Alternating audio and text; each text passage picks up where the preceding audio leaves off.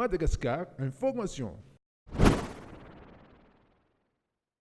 Taoriny tsy naraikitra ny famindrim-bahoaka ny kasainy tamamy ho tanterana ny faritry fito amby roapolo ny volana aogositra ho avy izao dia natsangana ny malagasy miray feo mivoy ny fanovana lalam-pandrenana ka hanao laharam-pahamehana ny fanatanterahana izany. Noho izany dia vahaolana maritra no apetraky ny fotony, izany hoe vahaolana miainga avy amin'ny vahoaka tsy mandady arona. Iarahantsika malala fa ny antoko tamamia dia mivoy atrany ary tsy tapaka no miresaka fa ny lalam-pandrenana vaovao izay rosoana makany amin'ny fifidianana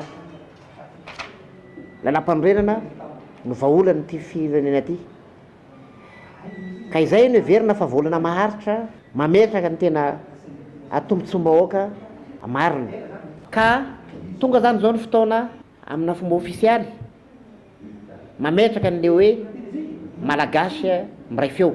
Ny malagasy miray feo dia miantso ny olom-pirenena ao anatiny ifanometanana hampitony fomba fijery fa tena tombotsy ombonana tokoa ny fanovanana lalam-pandrenana ka iantsona ny olom-pirenena Tsakanavaka anaovana baiki-pitolomana ka anaovana antsoavy lehibe ho an'ny faritra maro eto Madagasikara, commune, région, district, province ka samy anangana n'izany vahoaka miray feo malagasy miray feo zany isika mianakavy ka ampitovy fomba fijery amin'ny zavatra voiziny tamamio hoe ny fifidianana lalam-pandrenana vaovao no vahaolana maharitra ananana fanjakana matanjaka sy fiarahamonina mateonina.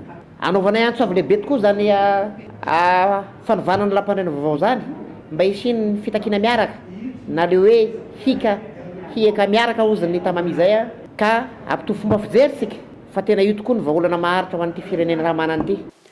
Iainga avy eto an-drenivohitra ny toromarika rehetra mikasika ny fananganana ity vovonana ity, manazava misimisy kokoa ny filohan'ny tamami.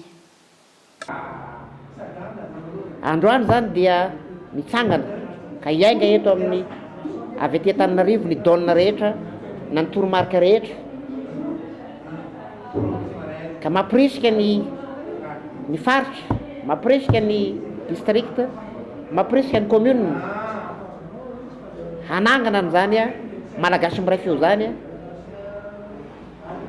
ka irositsika makany amin'ny fifidianana lalam-pandrenana satria aminay dia tsy vahaolana ny fifidianana filoham-pirenena raha tsy tafapetraka aloha ny fifidianana lalam-pandrenana vaovao. Amin'izay fotoana zay dia isy ny fiteza-paritra ataony tamamia amin'ireo zay matafatsangana ny malagasy miray feo. Anisan'izany ny akaikaiky kokoa dia hidina any Tamatavo zay satria fa misy namany efa lasa any efa manomana ny fidinana ihany amina fionana sy fandraisan-dahatra fa tena io fifidianana lalam-pandrenana vaovao tokoa no vahaolana ty firenena raha manana ity. Madagascar Information.